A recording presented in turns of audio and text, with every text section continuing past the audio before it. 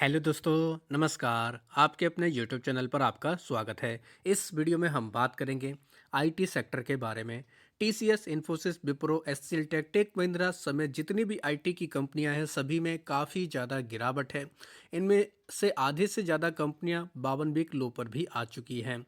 तो इतनी गिरावट क्यों हुई है, इसके पीछे के कारण क्या हैं और बाजार में एक्सपर्ट क्या कह रहे हैं, हमें क्या करना चाहिए, सभी चीज़ों को लेकर इस वीडियो में हम डिस्कस करेंगे।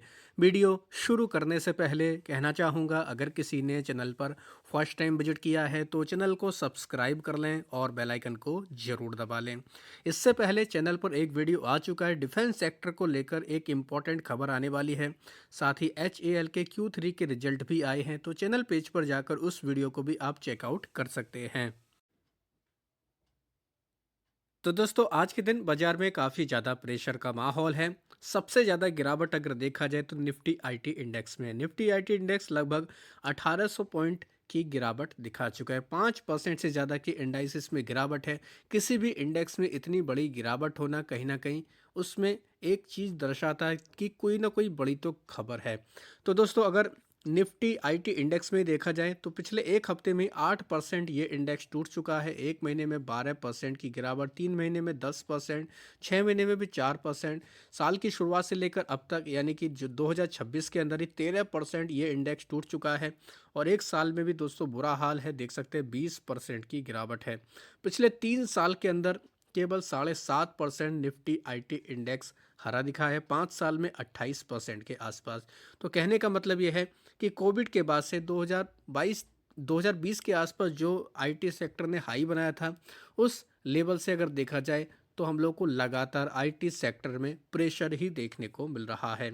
दिग्गज कंपनियों का अगर हाल देखें तो एचसीएल टेक्नोलॉजी में 4% की हम लोग को प्रेशर देखने को मिला। एम्फेसिस 4.5% टूटा, विप्रो 4.5% टूटा, परसिस्टेंट सिस्टम में भी 5% की गिरावट, टेक महिंद्रा में भी 5% का प्रेशर, एलटीआई माइंट्री में भी 5% का प्रेशर, टीसीएस 5.5% टूटा है। इनके अलावा ओरेकल फाइनेंशियल सर्विस में भी 5.5% की गिरावट, इन्फोसिस 5.6% टूटा और कोफोर्ज में तो 6% से ज़्यादा की गिरावट है। तो यानी कि ये दिग्गज कंपनियां जो पूरे आईटी इंडेक्स को प्रेजेंट करती हैं, इनमें ही इतनी ज़्यादा गिरावट है, तो बाकी और कंपनियों में देखा जाए तो उनमें तो और भी ज़्यादा प्रेशर है।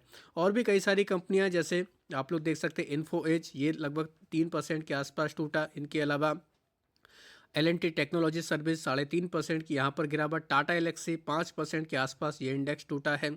इन्वेंचर नॉलेज ये 4.5% के आसपास की गिरावट, केपीआईटी टेक्नोलॉजी इसमें भी 7% की गिरावट, टाटा टेक्नोलॉजी लगभग 2% टूटा, FL3i इसमें भी 2% की गिरावट, फर्स्ट सोर्स सॉल्यूशन में 4% की गिरावट, एक्लेरक्स सर्विस में भी 3.5-4% के आसपास की गिरावट। बाकी और जो कंपनियां जैसे जेंसर टेक ये 6% टूटा, बिरला सॉफ्ट में 6% की गिरावट। सभी कंपनियों में हम लोगों को चौतरफा गिरावट देखने को मिल रही है, यानी कह सकते हैं पूरा आईटी सेक्टर ही हमें प्रेशर में देखने को मिल रहा है। तो इसके पीछे के कारण क्या हैं? इसके पीछे के मेनली दो कारण देखने को मिल रहे हैं। पहला कारण है एंथ्रोपिक, यानी कि ये हम लोग के एक एआई फर्म देखने को मिलती है, एआई से जुड़ी हुई कंपनी देखने को मिलती है। तो इनकी तरफ से कुछ कमेंट किए गए, इनकी तरफ से कुछ दावे किए गए, जिसकी वजह से आईटी सेक्टर प्रेशर में है। दूसरा बड़ा कारण है दोस्तों अमेरिका। तो इन दोनों मुद्दों को हम लोग इस वीडियो में कवर करेंगे। साथ ही हम लोग ये भी देखेंगे कि बाजार के एक्सपर्ट इनको लेकर क्या कह रहे हैं। तो सबसे पहले आ जाते हैं एंथ्रोपिक के ऊपर। तो दोस्तों, एंथ्रोपिक की तरफ से ये एक एआई डेवलपर कंपनी है। इनकी तरफ से एक ऐलान किया गया है कि क्लाउड कोवर्क को लेकर इनकी तरफ से दोस्तों कई सारे प्लग्स इन लॉन्च किए गए हैं जो legal, sales, marketing, data analysis का काम संभाल सकता है। तो ये जो ऐलान हुआ है इसकी वजह से पूरे आईटी सेक्टर में खलबली मच चुकी है, क्योंकि एंथ्रोपिक का कहना है कि ये एक ऐसी कोडिंग कर रहे हैं जो सॉफ्टवेयर डेवलपर की जिसकी वजह से ज़रूरत ही नहीं होगी। यानी कि जो आईटी कंपनियां, खासतौर पर इन्फोसिस, टीसीएस वगैरह, ये जो सॉफ्टवेयर डेवलपर वाली कंपनी है, ये जो कंपनियां हैं ये जो कोडिंग करती हैं, तो यानी कि एंथ्रोपिक ऐसा एक प्लगइन लॉन्च कर रहा है जिसमें ऐसी कोडिंग की ज़रूरत नहीं होगी। तो ऐसा इससे क्या होगा दोस्तों, ये जो आईटी कंपनियां हैं जिनका रेवेन्यू इसी सेगमेंट से आता है, तो इसके ऊपर दबाव देखने को मिल रहा है। तो ये जो खबर जब से आई है, जब इस खबर के आने के बाद से अनुमान लगाया जा रहा है कि जो भारतीय आईटी कंपनियां उनका 50% तक रेवेन्यू गिर सकता है।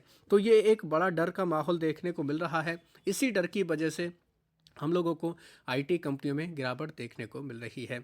हालांकि कई सारे जो एक्सपर्ट हैं उनकी तरफ से ये भी कहा जा रहा है कि एआई ऑटोमेशन से देश की जो टॉप आईटी कंपनियां हैं उनको झटका लग रहा है, क्योंकि बिल योग्य घंटे, एम्प्लॉयज़ की संख्या में भारी कटौती भी हम लोगों को देखने को मिल रही है। इसकी वजह से दोस्तों आगे चल के चिंताएं काफ़ी ज़्यादा होने वाली हैं, क्योंकि दोस्तों एंथ्रोपिक का जो नया टूल आया है वो सॉफ्टवेयर कंपनियों के लिए कहीं ना कहीं कंपटीशन बढ़ाने वाला है। तो इसी वजह से हम लोगों को सबसे ज़्यादा प्रेशर देखने को मिल रहा है। हालांकि ये आज की खबर नहीं है दोस्तों, लगातार इसमें बड़े बड़े अपडेट आ रहे हैं। पिछले हफ्ते भी इसको लेकर कुछ खबरें आई थी, इसी वजह से हम लोगों को सबसे ज़्यादा गिरावट देखने को मिली। एक और चिंता इसमें यह भी है कि पहले तो क्या होता था कि भारतीय बाज़ारों में ही आईटी कंपनी में गिरावट होती थी। अब तो अगर इनका एडीआर देखा जाए जो अमेरिका में लिस्टेड है वो भी 5-5, 6% तक टूट चुके हैं। विप्रो का एडीआर हो, इन्फोसिस का एडीआर हो, सभी में गिरावट है।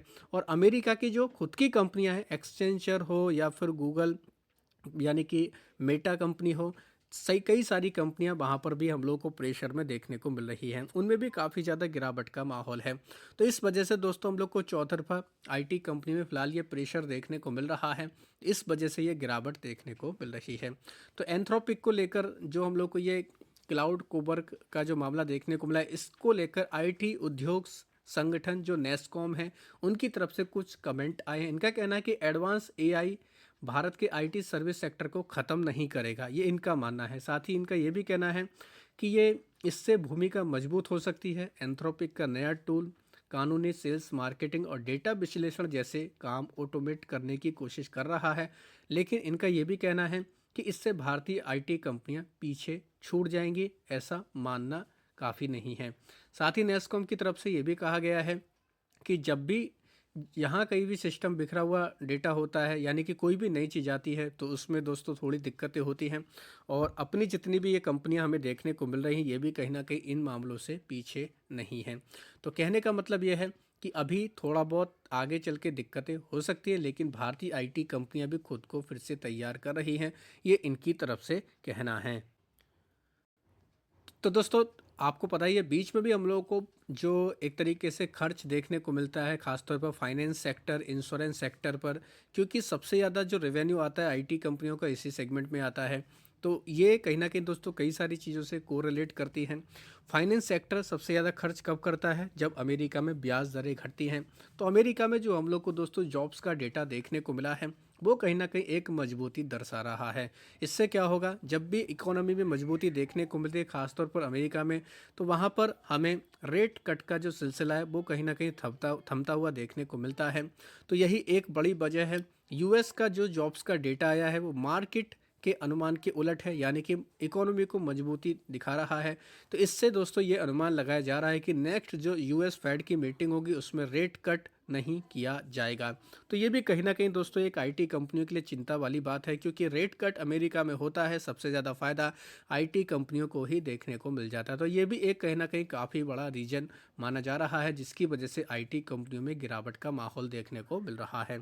साथ ही तीसरा रीजन आप चाहे तो इसको भी जोड़ सकते हैं। इन कंपनियों के रिजल्ट अभी तक इतने दमदार नहीं आए, लगातार ये कंपनी स्ट्रगल करते हुए देखने को मिल रही हैं। टीसीएस, विप्रो, इन्फोसिस, इनका आप गाइडेंस भी देखें तो इतना कोई ज़्यादा दमदार गाइडेंस देखने को नहीं मिला। तो ये भी कहीं ना कहीं कुछ बड़े रीजन देखने को मिल रहे हैं। यही वजह है जिसकी वजह से आईटी कंपनियों में काफ़ी ज़्यादा प्रेशर है। अब सवाल उठता है कि ऐसे में क्या करना चाहिए? तो दोस्तों सबसे बड़ी बात यह है कि आईटी सेक्टर के लिए कहीं ना कहीं ये एआई का जो नया सॉफ्टवेयर आया है, चिंताएं तो खड़ी कर रहा है, लेकिन अभी ये कितना वर्क करता है और इसमें अभी क्या क्या अपडेट आते हैं, ये भी कहीं ना कहीं इंपॉर्टेंट पॉइंट रहेंगे। तो अभी जो सिचुएशन है उसके हिसाब से वेट एंड वॉच की रणनीति अपनानी चाहिए। उसके अकॉर्डिंग आप चाहें तो अपना डिसीजन बना सकते हैं, रणनीति बना सकते हैं। तो ये थे दोस्तों कुछ बड़े रीजन जिनकी वजह से कह सकते हैं कि इन कंपनियों में, इस सेक्टर में काफ़ी ज़्यादा प्रेशर है। आप चाहें तो इन सभी खबरों को डिटेल में जाकर भी पढ़ सकते हैं। तो आशा करता हूं दोस्तों आपको ये वीडियो अच्छा लगा होगा। वीडियो अगर पसंद आया तो चैनल को सब्सक्राइब कर लें और बेल आइकन को ज़रूर दबा लें।